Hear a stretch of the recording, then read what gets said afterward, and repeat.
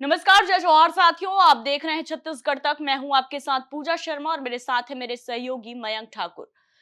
साथियों, छत्तीसगढ़ में तीसरे चरण के मतदान के लिए अब एक दिन का समय ही बाकी रह गया है। 7 मई को तीसरे चरण के लिए 7 सीटों पर वोट डाले जाएंगे, लेकिन इसके पहले कांग्रेस एक बार फिर संकट पर घिर गई है।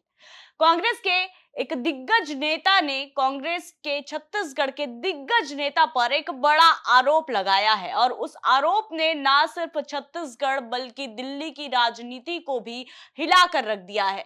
बात कर रहे हैं राधिका खेड़ा के उस आरोप का, जिसने ना सिर्फ भूपेश बघेल को निशाना बनाया बल्कि टारगेट में सुशील आनंद शुक्ला भी आए।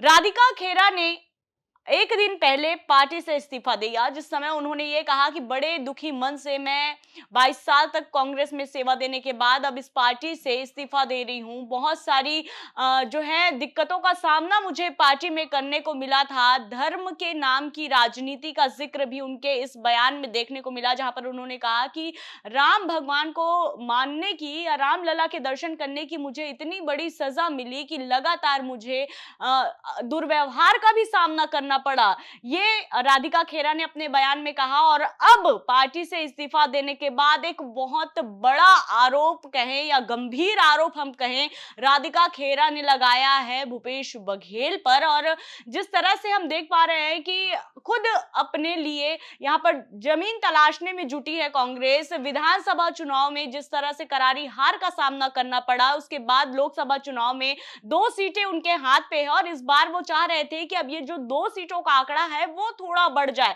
लेकिन अब खुद पार्टी की दिग्गज नेत्री ने कांग्रेस अपने ही पार्टी के खिलाफ अगर इतना बड़ा आरोप लगा दिया तो ये कांग्रेस की मुश्किलें बढ़ाने वाली है। अब ऐसे में सवाल ये भी उठ जाता है कि कांग्रेस या तो मान मनौवल करे या तो जो आरोप लगे हैं उस पर वो सफाई पेश करे, या फिर वो चुनाव के लिए जो कि एक ही दिन बचा है, अब डोर टू डोर कैंपेन ही हो सकते हैं, उसके लिए अपनी तैयारियां कर ले। तो बता दें, राधिका खेड़ा ने भूपेश बघेल के लिए कहा कि जब सुशील आनंद शुक्ला ने उन्हें शराब परोसा था, एक समय ऐसा आया जब उन्हें बंद कमरे में सुशील आनंद शुक्ला की ओर से शराब परोसा गया। उसकी शिकायत उन्होंने भूपेश बघेल से की तो भूपेश बघेल ने उन्हें छत्तीसगढ़ छोड़कर जाने के लिए कह दिया। ये आरोप राधिका खेड़ा ने लगाया और इसके साथ साथ तमाम और कई गंभीर आरोप उन्होंने लगाए हैं।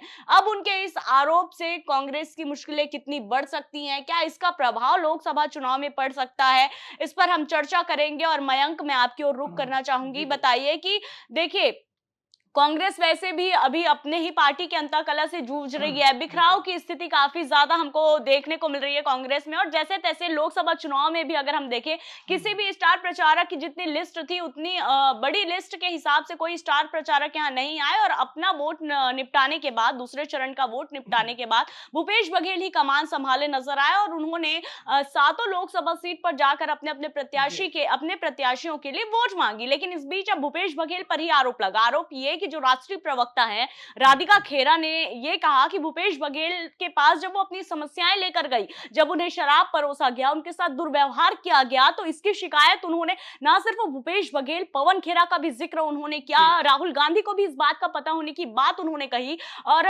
तब भूपेश बघेल का ये कह देना कि आप छत्तीसगढ़ छोड़कर चले जाइए, ये बहुत बड़ा आरोप उन्होंने लगाया। अब बताइए कि आरोपों से घिरे भूपेश बघेल कैसे इस संकट से उभरेंगे। बिल्कुल पूजा, जिस तरह की जो पूरी जानकारी जो निकल के आ रही है, ये भीतर खाने में ये सारी चीजें काफी समय से चल रही थी। जिस तरह से उन्होंने जो आज बयान दिया, राधिका खेड़ा ने जो बयान दिया है, उसमें कई चौंकाने वाले खुलासे भी उन्होंने किए हैं। जब भारत जोड़ो न्याय यात्रा छत्तीसगढ़ में पहुंचती है, उस दरमियान उनको राजीव भवन के कमरे में बंद कर दिया जाता है, ऐसा आरोप भी उन्होंने लगाया। होटल पे उनको शराब का ऑफर कर दिया जाता है, यह आरोप लगाया जाता है। और भी कई तरह के गंभीर आरोप लगाए। लेकिन सबसे बड़ी बात है, ये सारी चीजों की टाइमिंग कितनी कितनी जबरदस्त है। एक दिन बाद जब वोट होने हैं और उस वोटिंग होनी है, 7 सीटों पर वोटिंग होनी है और उस दरमियान ये आरोप लगता है। और ना केवल छोटे-मोटे नेताओं पर बल्कि बड़े नेताओं पर भी आरोप उन्होंने लगाया है। साफ तौर पर, सीधे तौर पर उन्होंने आरोप लगाया। और जिस तरह से वो टाइमिंग हम देख रहे हैं कि जब वोटिंग होने के पहले उनका इस्तीफा होता है, इस्तीफे पे वो कारण गिनाती है। उन कारणों में वो जिक्र करती है कि राम मंदिर दर्शन करने जाती है, रामलला के दर्शन करने आस्था को चीजों से जोड़ती है। तो उसे लेकर कांग्रेस भी लगातार हमलावर होती है। हालांकि सुशील आनंद शुक्ला भी अपना बयान जो देते नजर आते हैं कि राधिका जो है मेरी छोटी बहन है और उनसे मेरा किसी तरह का कोई दुर्व्यवहार नहीं है। लेकिन जब दूसरी ओर दीपक बैज प्रेस कॉन्फ्रेंस करते हैं तो वो कहते हैं कि किसी के आने जाने से फर्क नहीं पड़ता। यानी दोनों तरह की बातें कांग्रेस करती दिखती नजर आ रही है।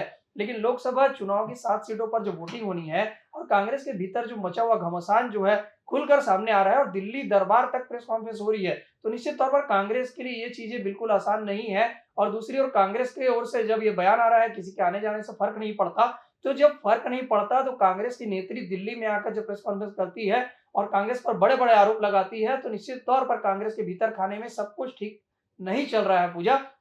और राधिका खेड़ा के बारे में बता दें, छत्तीसगढ़ में 5 साल में जब सरकार रही है, जब पूर्ववर्ती भूपेश बघेल की सरकार थी, कांग्रेस की सरकार थी, उस दरमियान राधिका खेड़ा लगातार छत्तीसगढ़ में मूवमेंट उसका रहा है। हमने देखा कि तीजा पोरा के जो त्योहार रहते थे, उसमें भी वो मुख्यमंत्री निवास में तीजा मनाते नजर आई, हरेली त्योहार में नजर आई। सरकार के हर आयोजनों पर वो छत्तीसगढ़ की संस्कृति में रची-बसी नजर आई। सरकार में रहते हुए सारी चीजें उन्होंने की, लेकिन सरकार में जाने के बाद जब संकट की घड़ी है, जब इस तरह की चीजें आ रही हैं, तब एकदम से जो विवाद खुलकर नजर आ रहा है और ठीक वोटिंग के एक दिन पहले उनका इतने बड़े-बड़े आरोप लगाना, ये भी कई तरह के इशारे करता नजर आ रहा है।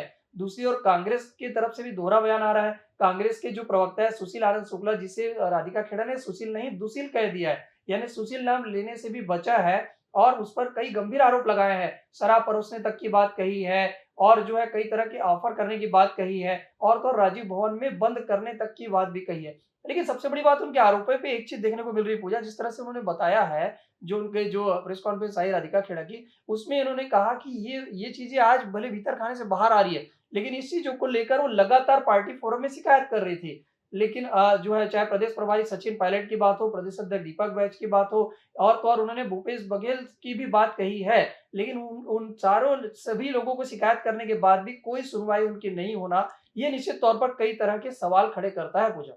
बिल्कुल मयंक, लेकिन अगर आरोप इतने गंभीर है और वाकई वो इस तरह के दुर्व्यवहार की शिकार हो रही थी, तो अब तक कानून की शरण में वो क्यों नहीं गई? ये भी एक बड़ा सवाल उठता है कि भाई आपके पार्टी के अंदर अगर आपकी कोई बात नहीं सुनी जा रही, आपका मान मनोबल नहीं हो रहा है, आपकी बातों को दरकिनार कर दिया जा रहा है, लगातार आप इस चीज का शिकार हो रही हैं, तो आप कानून की शरण पर क्यों नहीं गई? ये सवाल भी उठते हैं। लेकिन एक और सवाल है कि क्या ये पहले से बनाया हुआ प्री प्लान एजेंडा था? ये ऐसा इसलिए हम कह रहे हैं और ये हम नहीं कह रहे हैं, जो राजनीतिक पंडित हैं, जो उनके इस बयान से जिस तरह से तर्क समझ पा रहे हैं, उनका ये मानना है कि अगर आपने ये बात कही कि 22 सालों तक मैंने अपनी पार्टी की सेवा की है और लगातार भले ही अब मैं पार्टी से नहीं हूं लेकिन लड़की हूं, लड़ सकती हूं, जो कि कांग्रेस का एक नारा है, तो जिस पार्टी की आपने सेवा की और आप खुद जान रही हैं कि छत्तीसगढ़ में कांग्रेस इतने बिखराव की स्थिति में है, तो क्या ये सही मौका था अपनी पार्टी को इस तरह से संकट में डाल देने का? ये सवाल उठ रहे हैं कि आखिर राधिका खेड़ा ने वोटिंग से ठीक एक दिन पहले का समय ही क्यों चुना, जब उन्होंने इतने सारे आरोपों को बिना किसी कहना चाहिए धारदार तरीके से एक साथ एक के बाद एक उन्होंने सारे आरोप गिना डाले।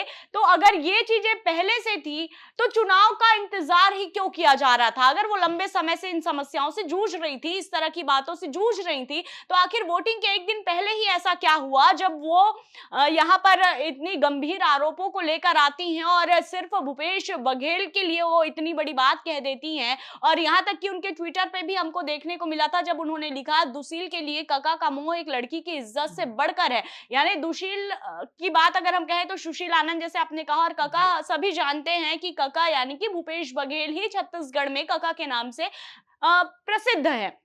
अब बात पहली बार ऐसी नहीं हुई है कि भूपेश बघेल पर ये आरोप लगे हैं। उसके पहले भी कांग्रेस के कई बड़े दिग्गज नेताओं ने भूपेश बघेल पर आरोप लगाया। उन्होंने कहा कि लगातार भूपेश बघेल सिर्फ अपनी शासन चलाने की यहाँ पर कोशिश करते हैं, जिसके शिकार दीपक बैज भी हुए। उनका टिकट कटवाने के पीछे भूपेश बघेल का हाथ है, ऐसे भी पार्टी के दिग्गज नेताओं ने आरोप लगाए हैं। और अब इस बीच अगर राधिका खेड़ा वाकई इन चीजों से परेशान थी, तो वो वोटिंग होने के बाद भी इस तरह से प्रेस कॉन्फ्रेंस कर बातों का खुलासा कर सकती थी। लेकिन वोटिंग के ठीक एक दिन पहले इस तरह से बयान देना और अपने ही पार्टी के दिग्गजों पर इतने बड़े बड़े गंभीर आरोप लगा देना, जिसके लपेटे में ना सिर्फ भूपेश बघेल आते हैं, ना सिर्फ सुशील आनंद शुक्ला आते हैं, बल्कि खुद राहुल गांधी और पवन खेरा का भी जिक्र वो कर देती हैं। तो ये कहीं ना कहीं प्री प्लान इसे माना जा रहा है। जो राजनीतिक पंडित है, जो समझ पा रहे हैं उनके इस बयान के पीछे का तर्क, उनका ये मानना है कि और जिस तरह से उनके बयान में धर्म की बात यहाँ पर निकलकर सामने आती है, और बिल्कुल लगातार, एक मिनट मैं कंप्लीट कर जी। लूं मयंक, है ना। तो धर्म की राजनीति लगातार बीजेपी करती है, ये आरोप बीजेपी पर लगते रहे हैं। और इस बीच राम को लाया है, हम उसको लाएंगे, ये बातें भी निकलकर सामने आ रही है। और इस बीच उन्होंने रामलला का जिक्र किया, जिस कांग्रेस ने लगातार इस बात को लेकर बीजेपी को घेरा कि भाई अभी राम मंदिर पूरी तरह से पूर्ण नहीं हुआ, अपूर्ण राम मंदिर में रामलला की यहाँ पर प्राण प्रतिष्ठा की गई, कांग्रेस इसके खिलाफ है। और वहीं दूसरी ओर खुद राष्ट्रीय प्रवक्ता ये बात कहती है कि मैं रामलला के दर्शन करने से खुद को रोक नहीं पाई और उसकी सजा मुझे मिली। जी मैं आप कुछ बिल्कुल, कह रहे पूजा हैं। वही बात को मैं भी दोहराना चाह रहा था कि जो चीज़ें राम मंदिर से लेकर जुड़ी रही, जो अपने जो सबसे बड़ी बात है, जो राधिका खेड़ा का जो इस्तीफा पत्र था, उसमें राम मंदिर का ज़िक्र होना, ये सारी चीज़ें जो है वो कहीं न कहीं राजनीतिक विशेषज्ञों का जो तर्क आ रहा है, उसमें ये लग रहा है कि ये जो स्क्रिप्ट है पूरी तरह से तैयार की गई है। राम मंदिर दर्शन करने के बाद ये पूरी तरह से ये चीज़ें इस्तीफे में दिख रही है, यानी इनका झुकाव सीधे तौर पर बीजेपी की तरफ जा रहा है। और सीधे सबसे बड़ी बात है कि जो सुशील आनंद शुक्ला को लेकर जो आरोप लग रहा है, सारे आरोपों के पीछे कहीं न कहीं भूपेश बघेल को टारगेट किया जा रहा है, ऐसा लगता है। क्योंकि हमने देखा है कि भूपेश बघेल जो है छत्तीसगढ़ के सबसे बड़े लीडर के तौर पर कांग्रेस में स्थापित हैं, और राधिका खेड़ा भले वो सुशील को टारगेट कर रही है, लेकिन सुशील जो है वो भूपेश बघेल का उनके पीछे हाथ है। ये उन्होंने अपने सोशल मीडिया एक्स पे सबसे पहला पोस्ट जब डाला था, उसमें सीधे तौर पर भूपेश बघेल पर आरोप लगाया था। तो हम देख रहे हैं कि लगातार जो लोग कांग्रेस से छोड़कर जाते जा रहे हैं, सारे लोग भूपेश बघेल को टारगेट करते नजर आ रहे हैं। और राधिका खेड़ा ने भी कमोबेश वही चीजें की है। लेकिन राधिका खेड़ा के जो इस्तीफे पत्र की जो हम चर्चा इसलिए कर रहे हैं, क्योंकि उस इस्तीफे पत्र में पूरी तरह से राम मंदिर, रामलला मंदिर को दर्शन को लेकर चर्चा की गई है। वहीं दूसरी ओर दीपक बैज जब प्रेस कॉन्फ्रेंस करते हैं, तो वो लिखते हैं कि साधु संतों का अपमान करने वाली पार्टी है बीजेपी। साधु संतों का जो है अब वो श्राप तो है उनको लगेगा। मतलब इस तरह से चीजें चल रही है। चुनाव के ठीक एक दिन पहले ये सारी जो है घमासान कांग्रेस पर मचा हुआ है। निश्चित तौर पर चुनाव में इसका बड़ा इफेक्ट पड़ सकता है भैया। बहरहाल अब ये तो आने वाला वक्त ही बताएगा। 4 जून को जब रिजल्ट आएंगे तब पता चल जाएगा कि इसका कितना असर यहाँ पर पड़ता नजर आ रहा है। लेकिन ये बात से इनकार नहीं किया जा सकता कि छत्तीसगढ़ में बुरी तरह से कांग्रेस टूटती नजर आ रही है। और अगर समय रहते कांग्रेस ने इस बिखराव को एक बार फिर से एकजुट करने की कोशिश नहीं की, तो जो कांग्रेस की स्थिति है वो और भी ज्यादा खराब हो सकती है। तो बहरहाल साथियों, आज के लिए इतना ही। कल वोटिंग है, सुबह 6 बजे से हम आपको लाइव दिखाएंगे सातों सीटों पर किसका पलड़ा भारी है, किस तरह से वोटिंग की प्रक्रिया हो रही है, क्या घमासान मचा है, पल पल की अपडेट आपको छत्तीसगढ़ तक देता रहेगा। तो सुबह 6 बजे से बने रहिएगा हमारे साथ। और अभी के इस कार्यक्रम में इतना ही। मुझे और मेरे सहयोगी मयंक को दीजिए इजाजत और देखते रहिए छत्तीसगढ़ तक। जय जवाहर, नमस्कार।